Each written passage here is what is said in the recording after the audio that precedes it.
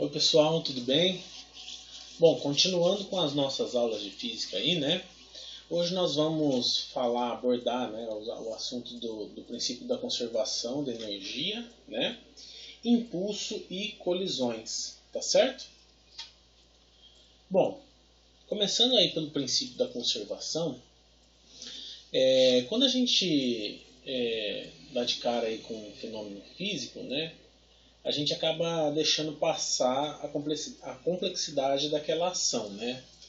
Por vezes a gente não está tão interessado, né? Mas se a gente for parar para analisar, tudo que acontece à nossa volta é complexo e foi alvo de estudos ao longo de muitos anos, né? Então essa observação sistemática e investigativa desses eventos fez com que o homem evoluísse, né, para um estilo de vida mais confortável e estável, que é o que a gente tem hoje, né? Com energia elétrica, com carro, com tudo mais. E aí, pessoal, uma dessas comodidades, né, que a energia, não só a elétrica, mas todas as outras energias que a gente acabou dominando, nos remete a algo novo, né? Porque hoje se fala muito em energias renováveis e tudo mais, certo? Mas, por enquanto, como a gente está estudando energia mecânica, nós vamos nos concentrar, né, em estudar essas energias.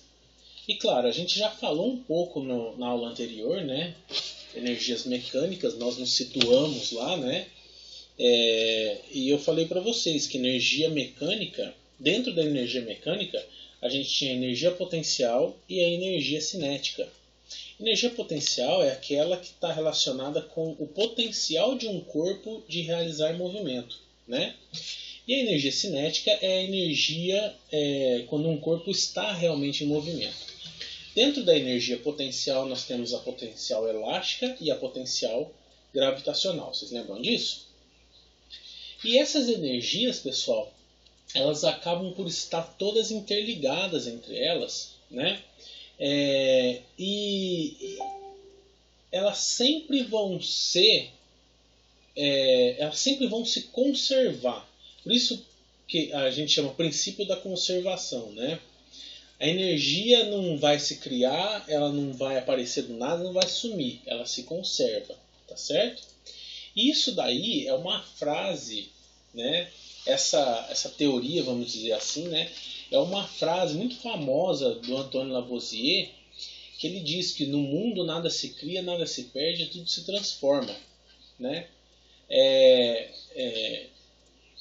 Não sei se ele falou isso já pensando nas leis de conservação de energia do universo, mas coube muito bem, né? E dentro desses princípios de conservação, nós vamos ter conservação da massa, da carga elétrica, da quantidade de movimento e o nosso foco aqui que vai ser da energia, certo? Beleza? Então, agora nós vamos nos concentrar em conservação de energia mecânica, mas para vocês se situarem, pense nessa situação aqui, ó. Através do princípio da conservação da energia, pessoal, a gente consegue estabelecer que a quantidade de energia inicial de um processo se conserva por meio de transformações em outros tipos de energia. No final, essa quantidade de energia se mantém. Não houve ganho nem perda, ela só se transformou. Olha o exemplo aqui do lado, é uma usina, né, hidrelétrica, bem conhecida aí por nós, e ela é composta por um reservatório, né, de água. E esse reservatório de água tem um cano aqui que vai levar essa água até a turbina. Essa água vai fazer a turbina girar. E aí nós vamos ter a conversão de energia cinética em energia elétrica. Mas olha que interessante, ó. No reservatório a gente tem uma quantidade de água gigantesca, né? Que ela tem um potencial. Então quer dizer, a gente já tem uma energia potencial aqui. Ela tem um potencial de se transformar em energia de movimento, que é aqui pelo cano, ó. Tá certo? Na hora que essa água é liberada, vocês concordam comigo que ela vai começar a correr aqui com uma velocidade mais alta ou mais baixa, dependendo da quantidade de água que tem aqui. Tá certo? Se eu tenho mais água, a energia potencial vai ser maior. Se a energia potencial é maior, a energia cinética também vai ser maior, certo? Porque eu tenho que conservar as energias aí. Essa velocidade aqui sendo bem grande, eu vou movimentar bastante a minha turbina aqui. E isso vai gerar mais energia. Tá certo? Então olha só que interessante. Ó. Essa energia potencial já foi convertida em energia cinética através desse cano.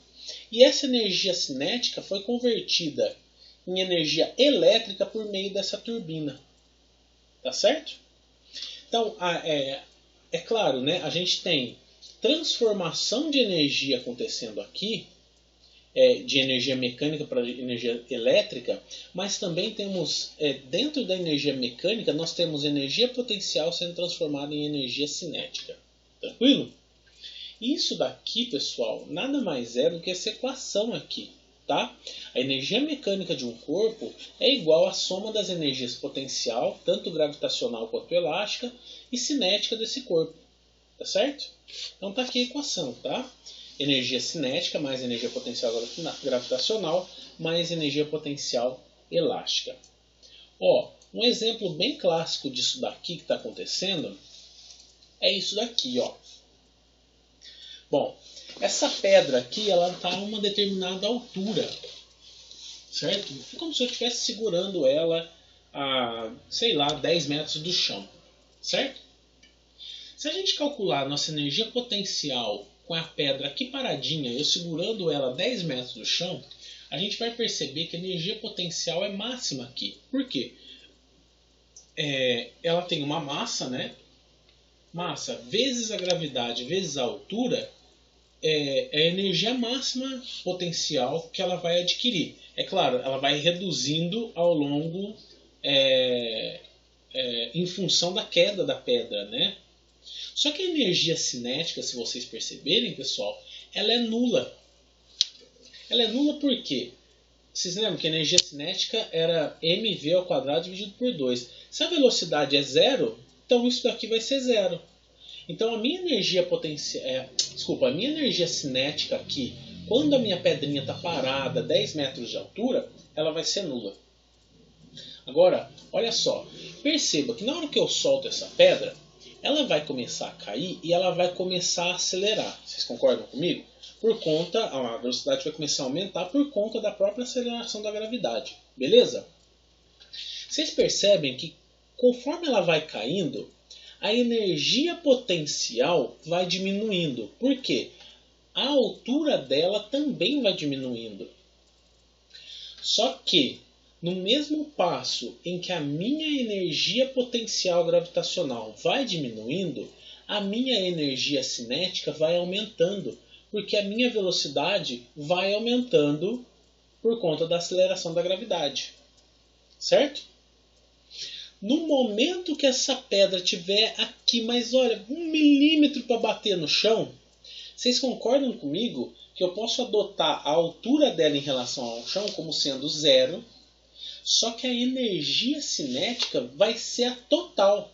Por quê? A velocidade dela vai ser a velocidade máxima adquirida ao longo desses 10 metros de queda livre. Tá certo? Então, pessoal, se vocês pararem para calcular aí o que vocês vão fazer com os exercícios, vocês vão perceber que toda essa energia potencial, que era a máxima aqui, mais uma energia cinética que era zero, vai ser igual a uma energia potencial igual a zero aqui e uma energia cinética máxima aqui. E é isso que eu estou dizendo. Ó. A energia cinética inicial mais a energia potencial gravitacional inicial vai ser igual à energia cinética final mais energia potencial gravitacional final.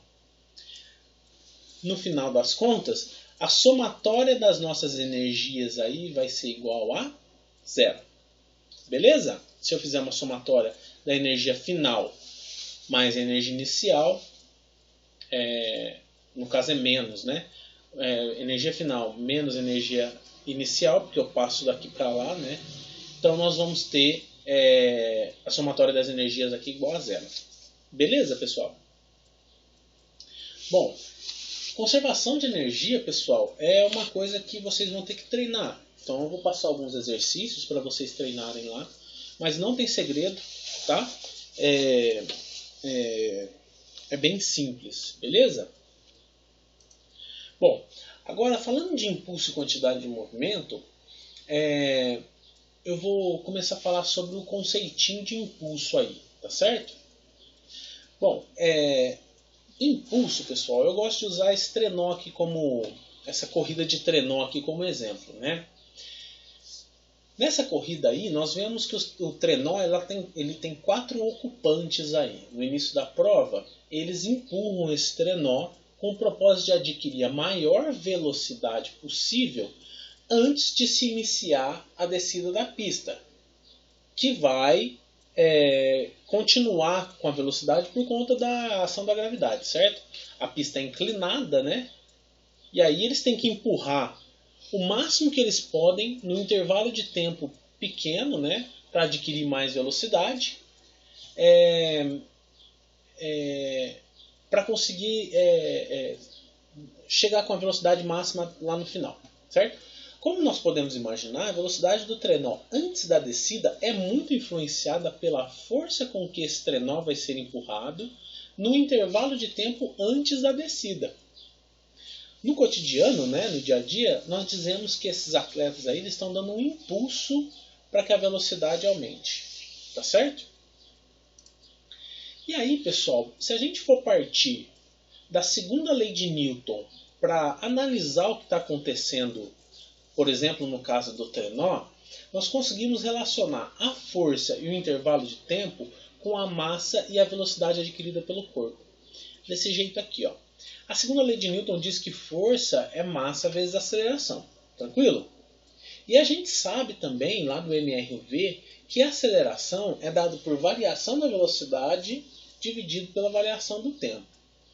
Desse modo, substituindo aqui a minha aceleração na equação da força, eu vou ter que força é igual a massa vezes a variação da velocidade dividido pela variação do tempo. Tranquilo? Se eu passar esse ΔT aqui, que está dividindo para lá, multiplicando, eu vou ter a força vezes o ΔT. Então, a força aplicada em um determinado intervalo de tempo é igual a uma massa vezes uma variação da velocidade. Certo? Desse modo, pessoal, eu posso chamar só essa parte da equação aqui de impulso. O impulso é dado pela força vezes a variação do tempo. É a força aplicada em um intervalo de tempo. E aqui, pessoal, essa massa multiplicada pela variação da velocidade ganha o nominho de momento linear, que é dado pela letra P aqui. Tá certo? Então, o impulso da força resultante exercida sobre um corpo durante determinado intervalo de tempo é igual à variação da quantidade de movimento desse corpo nesse mesmo intervalo de tempo. Entendeu? Então, a gente está variando, com a aplicação de impulso, nós temos um momento linear proporcional, né, à variação do tempo e à variação da velocidade. Beleza? E aí, pessoal, isso daí é por causa de uma força variável, né? Desculpa, isso daqui, né? Esse impulso aqui calculado é por causa de uma força constante. Agora, a força pode variar ao longo do tempo, né? É normal que quando a gente aplica um impulso, vai ter variação da força em relação ao tempo. Desse modo, fica mais fácil determinar o valor do impulso naquele intervalo de tempo de maneira gráfica. Vocês fizeram isso para trabalho, vocês lembram? Teve um exercício lá que vocês tiveram que dividir as partes do gráfico para calcular o trabalho em cada intervalo de deslocamento. Aqui é a mesma coisa, só que vocês vão calcular o impulso em cada intervalo de tempo. E aí vocês acham a área total somando todas as áreas. Tá certo? Isso daqui pode variar de diversas maneiras, tá, pessoal? Eu variei desse jeito aqui, ó, como um exemplo, só para vocês verem, tá? Que fica menos complexo desse jeito aqui, separando em figuras já conhecidas, né? E calculando o impulso aí em cada parte do gráfico e depois somando. Beleza? Bom, falado de impulso, né, nós falamos de impulso e quantidade de movimento, impulso de uma força variável. Agora nós já podemos entrar em conservação da quantidade de movimento, que está relacionado com o momento linear, que é esse cara aqui que a gente falou. Então o impulso é um negócio bem simplesinho, vocês viram, né? Pode ser um impulso de força constante ou pode ser um impulso de força variável. E agora o momento linear. O momento linear, pessoal, ele está relacionado com a quantidade de movimento que um corpo consegue executar em função da sua massa. Beleza? Em situações assim, ó, eu vou dar um exemplo aqui bem bacana. Em situações de gravidade zero, e aonde nenhuma força influencia no movimento de um corpo, nós podemos analisar algumas situaçõezinhas curiosas sobre o momento linear e a conservação do momento linear. Tá certo? Ó, até aqui nós estamos falando de conservação de energia também, tá certo? Vem dos conceitos. Então, ó, vamos tomar, por exemplo, essa bolinha aqui do lado. Suponhamos que essa bolinha esteja viajando com uma velocidade qualquer no espaço onde não tem influência do ar, não tem influência de nenhum campo gravitacional. Ela está no espaço livre, leve e solta, tá? Nós falamos que ela tem um momento inicial por conta da sua massa e da sua velocidade. Nesse caso aqui, a velocidade é constante, tá, pessoal? A massa aqui também é constante, não vai variar, tá certo? Então o nosso momento aqui não vai variar em nada. Aí, do nada, essa bolinha aqui é uma bolinha, sei lá, de concreto. Essa bolinha explodiu e se dividiu em 3 pedacinhos, tá certo? O primeiro pedacinho ficou com uma massa um pouco menor e uma velocidade diferente, né, por conta da explosão, assim como o pedacinho 2 e o pedacinho 3, tá certo? Por conta da lei da conservação de energia que a gente viu lá atrás, pessoal, o momento também se conserva, tá? Essa bolinha aqui, ó, que ficou com uma massa intermediária entre essa daqui e essa, vocês estão vendo? Ela vai ter um momento proporcional à sua massa. Então quer dizer que a velocidade vai ter que variar ali conforme a massa também variou.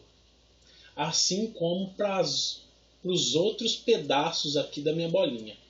Então isso daqui quer dizer, pessoal, que o momento do fragmento 1 mais o momento do fragmento 2 mais o momento do fragmento 3 é igual ao momento anterior, antes da minha explosão.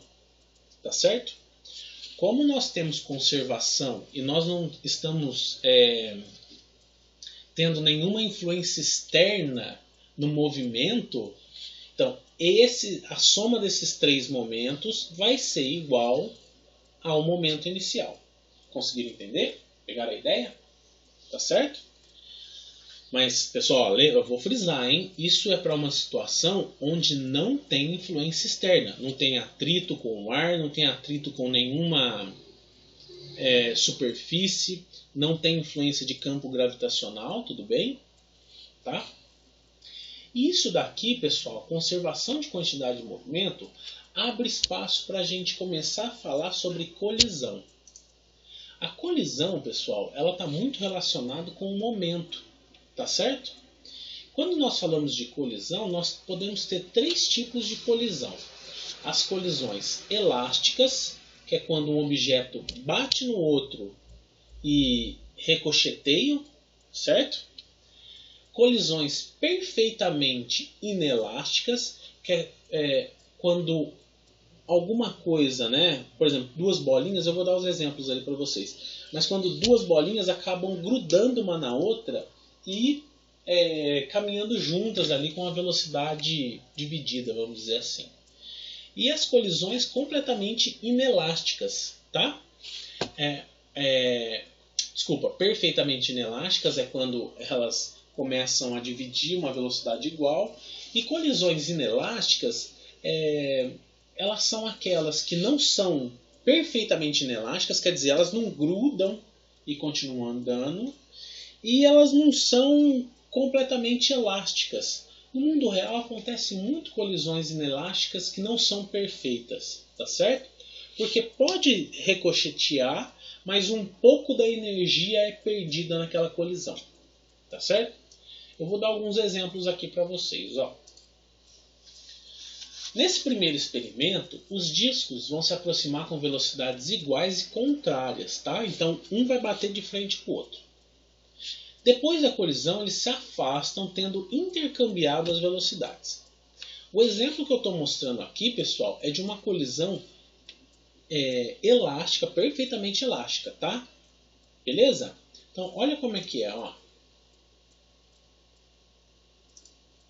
Vocês percebem, ó, que elas vieram... Eu vou voltar do começo, ó. Opa.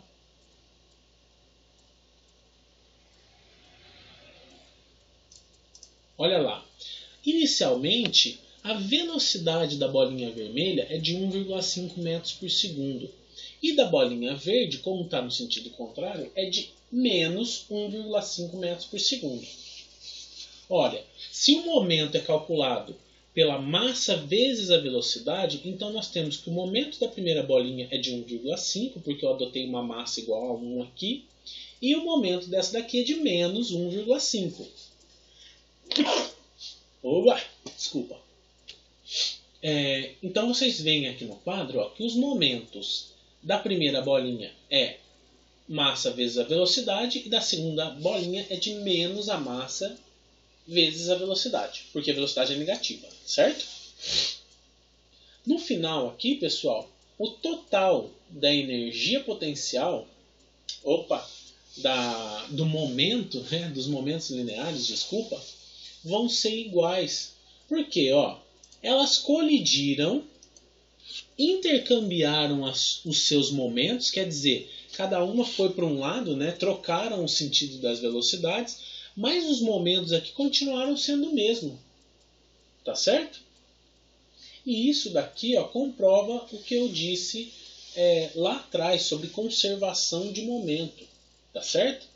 Os momentos aqui, se nós não temos influência de nenhum fator externo, eles vão se conservar. Beleza? Então, vai acontecer um momento de soma, né? Antes da colisão aqui, o momento de P1 mais P2 tem que ser igual a zero, certo? Porque MV mais menos MV vai dar zero, beleza? E depois que eles colidiram, que trocaram o sentido, né, das velocidades, eles só trocam o sinal aqui de cada um, e aí vai se conservar a zero também, beleza? Agora, tem uma outra situação em que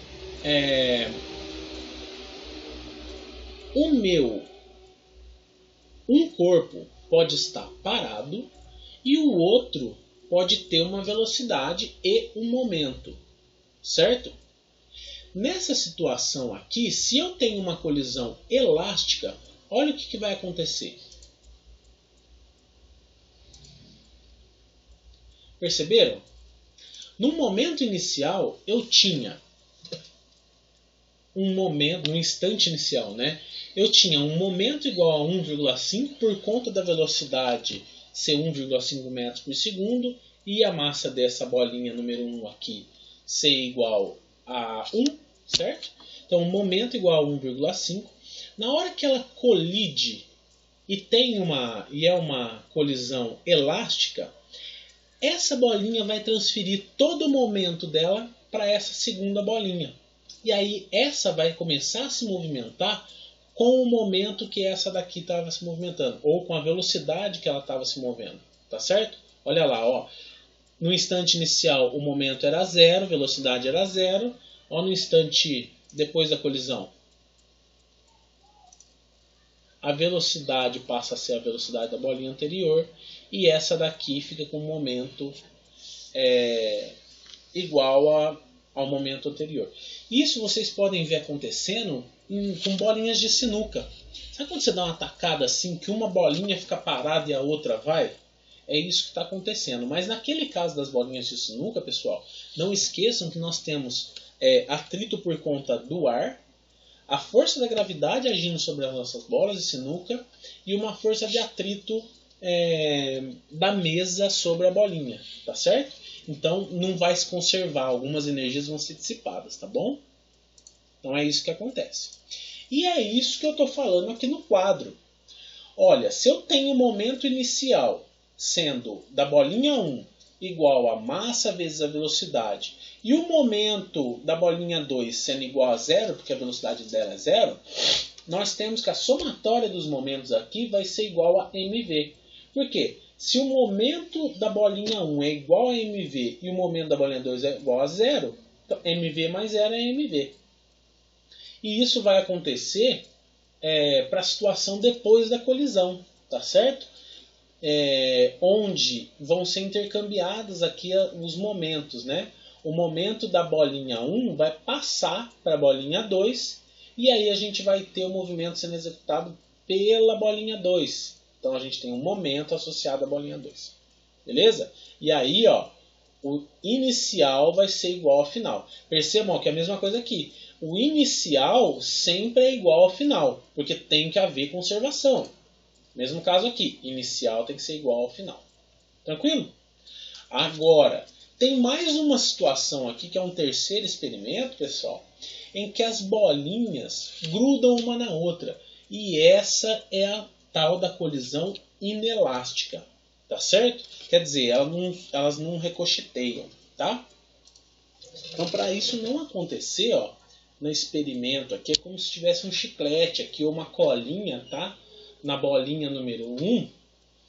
E na colisão elas grudam e começam a andar junto. Tá certo?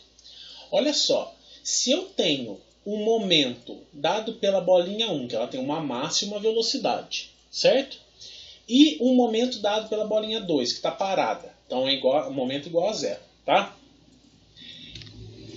Essa colisão, na hora que dessa colisão, nós vamos ter aqui, ó, uma soma das duas massas, e aí eu tenho a mesma equação da situação anterior. Só que presta atenção, ó.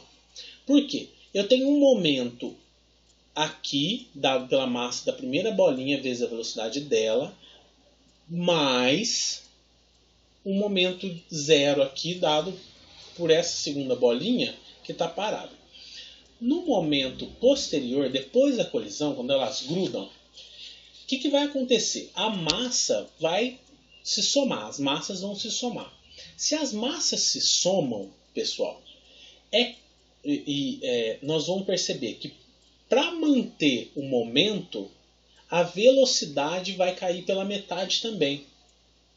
Então, se eu duplico a minha massa, para compensar essa duplicidade da massa, eu tenho que dividir a minha velocidade por 2. Consegue entender? Porque eu estou multiplicando a massa por 2, mas aí eu tenho que dividir a minha velocidade por 2 para manter o meu momento igual. E aí, olha o que acontece na colisão. Ó, essa bolinha aqui ela vai estar se movimentando, essa daqui não, tá? E vai ser uma colisão inelástica. Olha lá, ó. Olha a velocidade dela, 1,5. Na hora que ela bate, ó, 0,75 para as duas. Por quê? A massa das duas como se tivesse se juntado. Tá certo? Elas estão caminhando juntas. Se a massa das duas, que é igual, se juntou, a velocidade vai ter que ser compensada por esse aumento de massa, para o momento ser conservado. Por isso que a velocidade diminui. Tá certo? E aí, pessoal, as três situações eu resumi nesse quadro, né?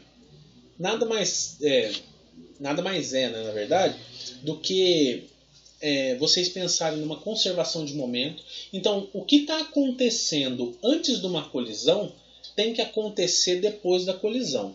tá certo? Então, os momentos precisam se conservar, tá? O cálculo é igual para todas as situações, tá certo? Então, a gente pode afirmar que o momento total do sistema sempre vai se conservar.